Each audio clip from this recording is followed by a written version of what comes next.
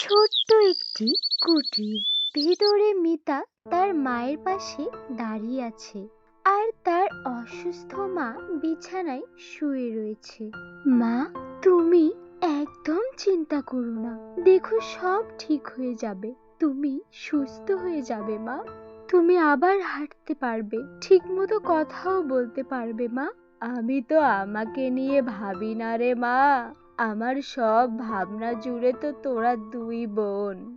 মা, তুমি আমাদেরকে নিয়ে কোনো চিন্তা করো না, আমরা দুই বোন সব সময় মিলেমিশে থাকবো মা। তুমি সুস্থ হয়ে যাও, আমরা তিনজন আবার একসাথে থাকবো, একসাথে রান্না করব, একসাথে খাবো। ঠিক তখনই দরজায় দাঁড়ায় গীতা আর ভ্রু কুঁচকে তাদের দেখতে থাকে।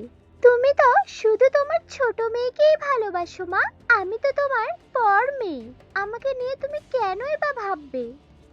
মিতা তো নিজের মেয়ে আর আমি তো পরের মেয়ে। মা, তুই এসেছিস, আয় তোকে দু চোখ ভরে একটু দেখি। আর আমি তো তোকে কোনোদিন সৎ মেয়ের মতো ভাবিনি রে মা।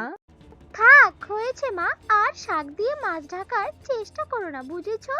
বোন, তুই এমন করিস না রে, মা তো আমাদের দুইজনকেই সমানভাবে ভালোবাসে রে, তুই ভুল বুঝিস না বোন।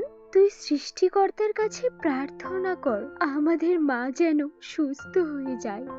ঠিক আছে, তুই থাক, আমি কবিরাজের বাড়ি যাচ্ছি, কবিরাজকে ডেকে আনতে হবে, বুঝেছিস? মা তো অনেক বেশি অসুস্থ হয়ে পড়েছে। হ্যাঁ বোন, তুই তাড়াতাড়ি যা আর কবিরাজ মশাইকে এক্ষুনি ডেকে নিয়ে আয়।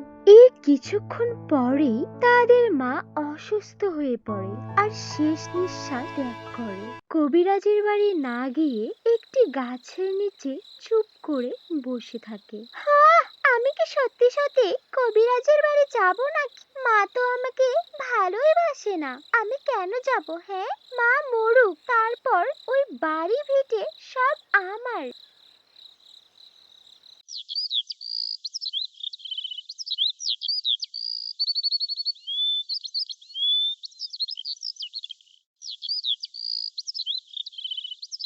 এরপর থেকে সংসারের সব কাজ মিতাই করে।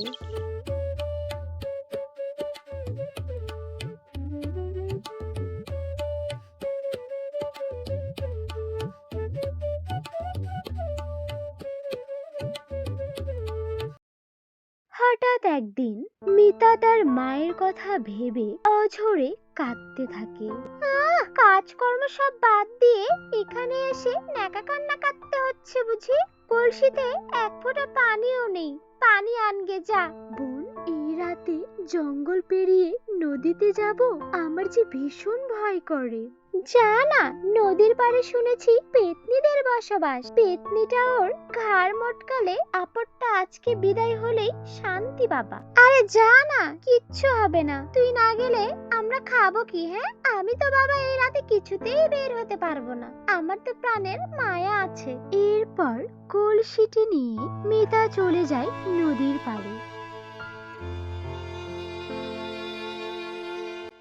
নদীর পাড়ে বসে মিতা কাঁদতে থাকে। হঠাৎই তার সামনে এক বুড়ি চলে আসে। ও মেয়ে, এত রাতে এই নদীর পাড়ে বসে কাঁদছিস কেন? কি হয়েছে তোর?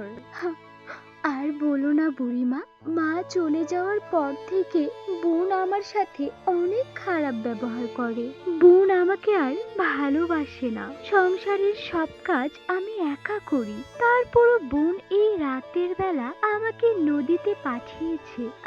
আহা গো, এই ছোট্ট মেয়েটির মনে এত দুঃখ, চল দেখি আমার বাড়িতে চল, আই দেখি আমার জাদু গালিচা আমাদের পৌঁছে দে যে স্থানে যেতে মনে চায়।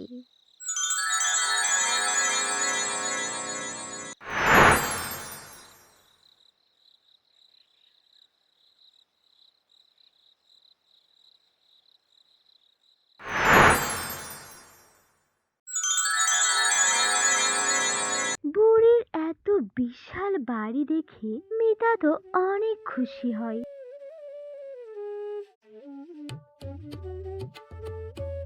বাবা, বুড়িমা, তুমি এই বিশাল বাড়িতে একা থাকো বুঝি? হ্যাঁ রে, চল চল ভিতরে চল দেখি। এরপর তারা ঘরটির ভিতরে এসে ঘরটির চারিদিকের সবকিছু দেখতে থাকে মিতা। ও মেয়ে, এই দেখ জাদু কলের গান। তোর যখন যা ইচ্ছা করবে শুধু বলবি, দেখবি এই জাদু কলের গান তোকে তাই এনে দেবে, আর সব সময় সৎ থাকবি। ও মা, এই ছোট্ট একটি কলের গানের বুঝি এত শক্তি যা আমাকে সবকিছু এনে দেবে? আমার তো বিশ্বাসই হচ্ছে না গো। তবে আর বলছি কি, যা যা এটা নিয়ে বাড়ি যা। এরপর মিতা খুশি হয়ে কলের গানটি নিয়ে বাড়ি চলে যায়।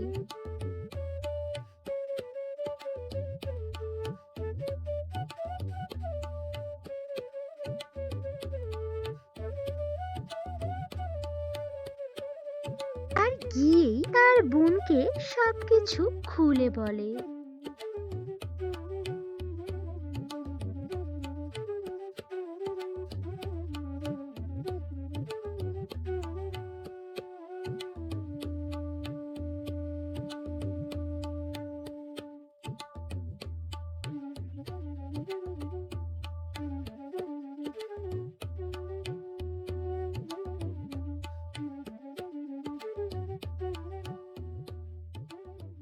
কিন্তু গীতা তার কোনো কথাই বিশ্বাস করে না।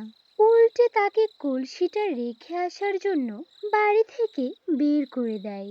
মিতা বুড়ির দেওয়া সেই কলের গানটি নিয়ে চলে যায়।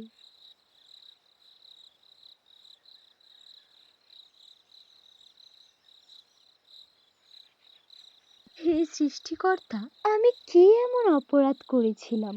বোন যা বলতো তাই করতাম, তারপরও বোন আমাকে বের করে দিল। এখন আমি কোথায় যাব, কোথায় বা থাকবো?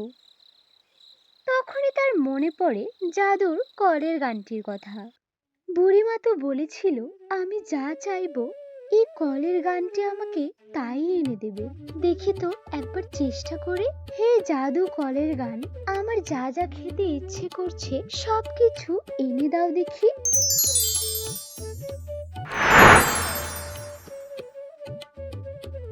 সাথে সাথে অনেক খাবার চলে আসে। ও মা, এ কি?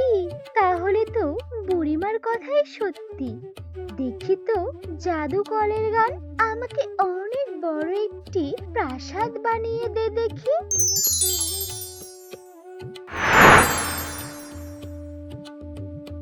আর সাথে সাথে সেখানে অনেক সুন্দর দেখতে একটি প্রাসাদও তৈরি হয়ে যায়।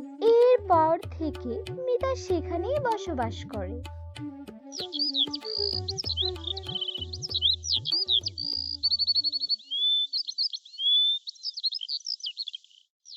গ্রামের সবাই তার বাড়ির সামনে এসে বলা বলি করে যে মেয়েটি খেতে পেত না সে এত বড় বাড়ি আর এত বিলাসবহুল জীবন কিভাবে কাটাচ্ছে। এই দেখে একদিন তার বোনও আসে তার বাড়ি। মিতার এত কিছু কিভাবে হলো? যে করেই হোক আমাকে এগুলো সব মিতার থেকে ছিনিয়ে নিতেই হবে।